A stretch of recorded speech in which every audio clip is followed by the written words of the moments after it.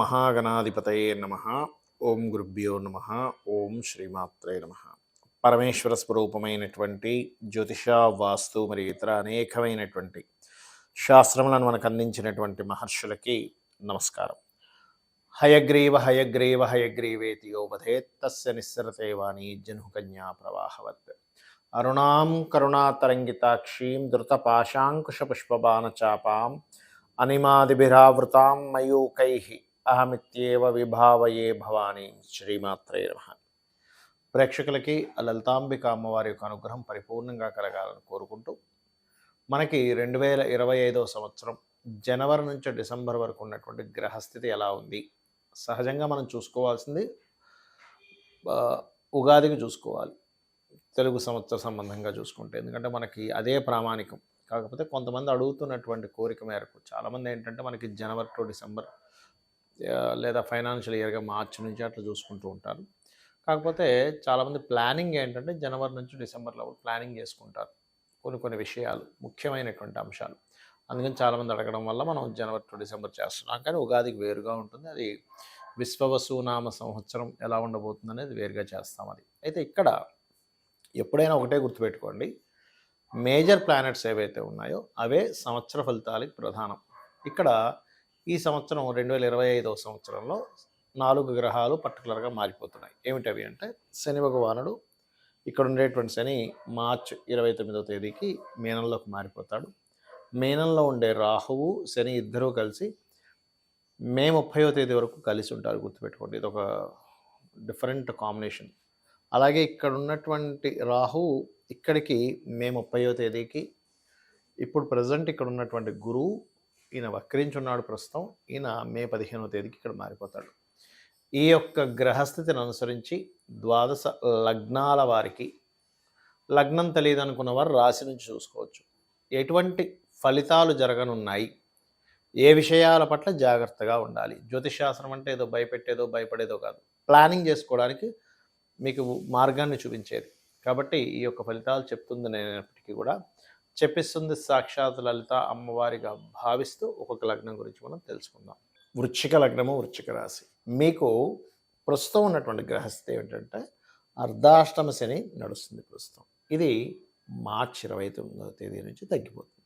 So మార్చి 29వ తేదీ వరకు మీరు ఏదైనా ఒక ప్రాపర్టీ తీసుకునేటప్పుడు కానీ, కన్స్ట్రక్షన్స్ విషయంలో కానీ, సెకండ్ హ్యాండ్ వెహికల్స్ తీసుకునేటువంటి అంశాలలో కానీ చాలా జాగ్రత్తగా ఉండండి. ఎందుకంటే శని 4లో ఉన్నప్పుడు ఈ ప్రాపర్టీ మీద, చదువు మీద, పాత వస్తువుల మీద ప్రభావం చూపిస్తూ ఉంటుంది. అంటే తొందరపడి ఏదో వెహికల్ తీసుకోవడం, సెకండ్ హ్యాండ్ వెహికల్, దానికి రిపేర్స్ రావడం, ఇట్లాంటివి ఎక్కువగా ఉంటూ ఉంటాయి.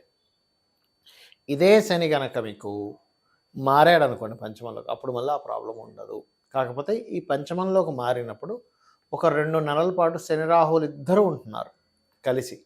కాబట్టి మీరు ఈ 2025 సంవత్సరంలో మార్చి 29వ తేదీ నుంచి మే ఎండింగ్ వరకు కూడా నిర్ణయాలు తీసుకునేటప్పుడు చాలా జాగ్రత్తగా ఉండండి. బికాజ్ ఆఫ్ లగ్నం నుంచి నిర్ణయ స్థానం, సంతాన స్థానం, ప్రేమ స్థానం, ఈ విషయాలు, షేర్ మార్కెట్ స్థానంలో 2 గ్రహాలు ఉన్నాయి. కాబట్టి ఏమవుతుందంటే ఒక్కొక్కసారి మనిషి 3వ అధిపతి కూడా అవుతున్నాడు కాబట్టి ఒక్కొక్కసారి పిచ్చి ధైర్యం చేసి పోగొట్టుకుంటుంటాడు.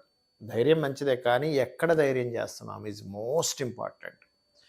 అలాగే ఇక్కడ మరొక విషయం ఏంటంటే, ఈ 2 నెలలు సంతానం విషయంలోని, షేర్ మార్కెట్ విషయంలోని, కొత్తగా ఆన్లైన్లో ఫ్రెండ్స్గా పరిచయం అయ్యేటువంటి వారి విషయంలోని, నిర్ణయాలు తీసుకునే విషయంలోని చాలా జాగ్రత్తగా ఉండాలి. ఇక ఎప్పుడైతే అర్ధాష్టం చనిపోతుందో, ఎప్పటి నుంచి మార్చి 29వ తేదీ నుంచి, అక్కడ మీకు ఎడ్యుకేషన్ ఇట్లాంటి విషయాల్లో బాగుంటుంది చెప్పాలంటే. కాకపోతే ఈ రాహు ఎప్పుడైతే 4లోకి వస్తాడో, వృశ్చికం వారికి ఎప్పుడైతే మనకి మే 30వ తేదీ నుంచి వస్తాడో, బయట దేశాలకు వెళ్ళి చదువుకుందాము, లేదా ఏదైనా రహస్యమైనటువంటి కొన్ని ఉంటాయి, నిగూఢమైనటువంటి విద్యలు, అటువంటివి వాటికి చాలా బాగుంది చెప్పాలంటే. అదేవిధంగా ఈ వృశ్చికం వారికి 7వ స్థానంలో గురువు ఎప్పుడైతే ఇక్కడ ఉన్నాడో, ఇక్కడ వెరీ క్లియర్గా చూపించేది ఏంటంటే, ఈ గురువు పర్టికులర్గా కలిగేటువంటి ఫలితాలు, 7వ గురువు మీకు మే 15వ తేదీ వరకు ఏదైనా ఒక ప్రాపర్టీ అంటే వివాహ సంబంధించినటువంటి విషయంలో ఇష్టపడిన వారిని వివాహం చేసుకునే దానికి యోగం ఉంటుంది మే 15 వరకు. అంటే మీరు ఎవరినైనా ఇష్టపడుతూ వారిని వివాహం చేసుకోవాలంటే మే 15 లోపలే సెట్ చేసుకోండి. మే 15 దాటింది అనుకోండి, అని మళ్ళీ అష్టమంలోకి వెళ్ళిపోతాడు పంచమాధిపతి. పంచమాధిపతి అష్టమంలోకి వెళ్ళిపోతే కలిగే ఫలితాలు ఏమిటి అంటే, అది ఒక రకంగా చెప్పాలంటే కొంత షేర్ మార్కెటింగ్ రిలేటెడ్ ఇట్లాంటి వాటికి బావుంటుంది. కాకపోతే అది కూడా ఎప్పుడు మీ జన్మ జాతకంలో 2, 5, 8, 11 కాంబినేషన్ ఉండాలి. ఒక నీచభంగ రాజయోగం గాని, విపరీత రాజయోగం కానీ కలిగి ఉండాలి. అప్పుడు మీకు ఖచ్చితంగా బావుంటుంది. ఇది గుర్తుపెట్టుకోండి. రూల్ ఇది. అంతే. కాకపోతే ఈ వృచ్చికంలో ఇక్కడ ఉన్నప్పుడు, ఈ వృశ్చిక లగ్నానికి కేతువు దశమంలోకి వెళ్తున్నాడు.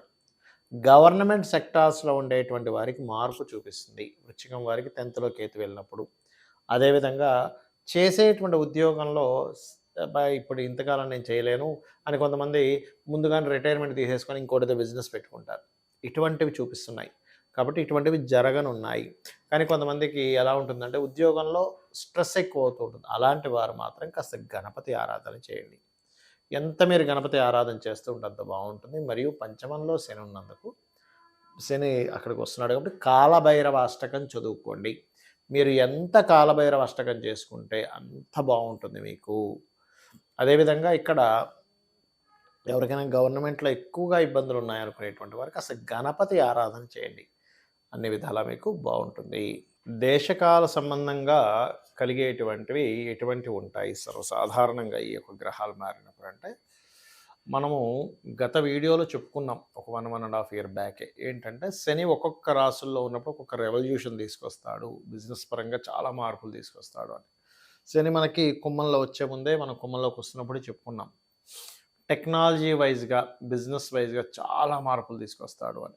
అదే మనకి 30 సంవత్సరాల క్రితం చూసుకుంటే గనక కంప్యూటర్ అనే దాన్ని పెంచుకుంటూ వచ్చాడు 30 ఏళ్ల నుంచి. ఇప్పుడు శని ఇక్కడికి వచ్చేసరికి ఏమైంది? ఏఐ అనేటువంటిది ఇచ్చాడు. మీనంలోకి వెళ్ళినప్పుడు ఏమవుతుందంటే సర్వసాధారణంగా అక్కడ ఫైనాన్షియల్ రిలేటెడ్ సంబంధించిన విషయంలో అనేకమైనటువంటి మార్పులు వస్తాయి.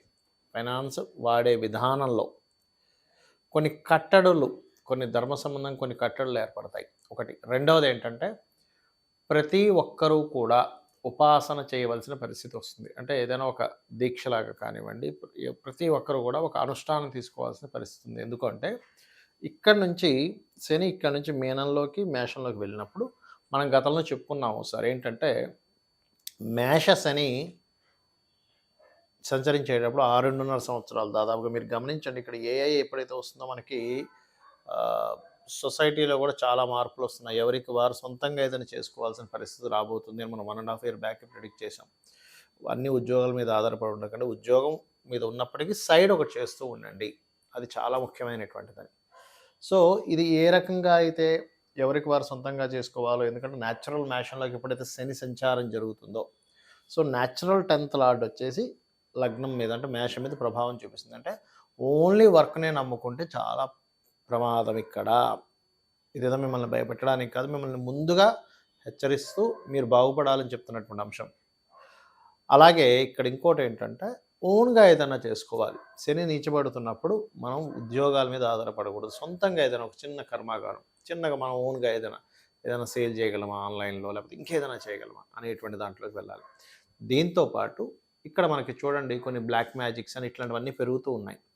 ఈ శని మీన మేషరాశుల్లో సంచరించేటప్పుడు ముఖ్యంగా కొన్ని ధర్మ సంబంధించినటువంటి విషయాలకి, కొన్ని కోర్టు రిలేటెడ్ సంబంధించిన ఇష్యూస్కి, కొన్ని నెగటివ్ ఎనర్జీస్కి ప్రభావం ఎక్కువగా ఉంటుంది ఇక్కడ శని సంచారం జరిగేటప్పుడు. అందుకని ప్రతి ఒక్కరు కూడా వారి వారి లగ్నాలను బట్టి, వారి వారి రాసులను బట్టి, వారికి ఏ దేవత ఇష్టమైతే ఆ దేవత అనుష్ఠానం రోజు ఉదయం ఒక అరగంట, సాయంత్రం ఒక అరగంట సేపు చేసుకోవడం మిమ్మల్ని, మీ యొక్క కుటుంబాలను అన్నింటినీ రక్షిస్తుంది.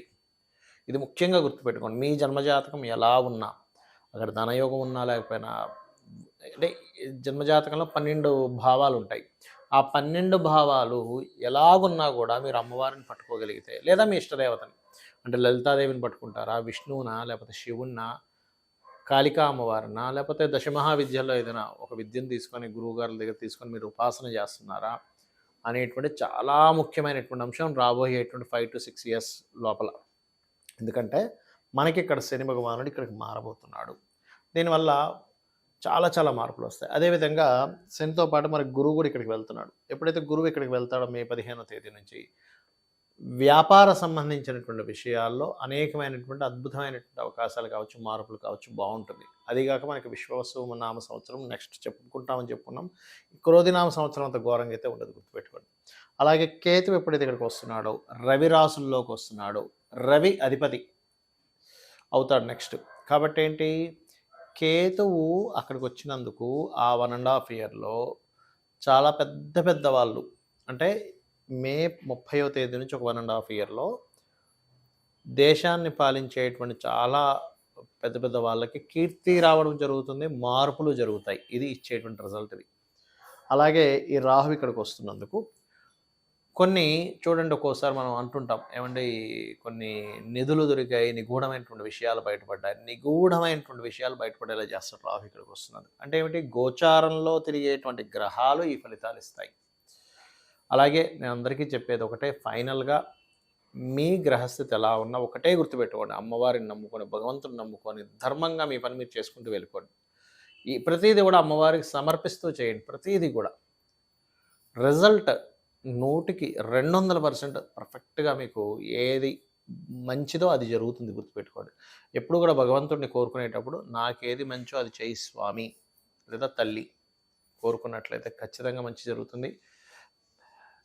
ఇక్కడ ఒకటేంటంటే మెయిన్‌గా ఈ మీన, మేషరాశుల్లో సంచరించేటప్పుడు వీలైనంత మట్టుకు కాలభైరవుణ్ణి గానీ, లేదా కాళికా అమ్మవారిని గానీ ఎవరైతే ఎక్కువగా స్మరిస్తారో మీ ఇష్టదైవాన్ని కూడా స్మరించుకోవచ్చు, దానికేం ప్రాబ్లం లేదు.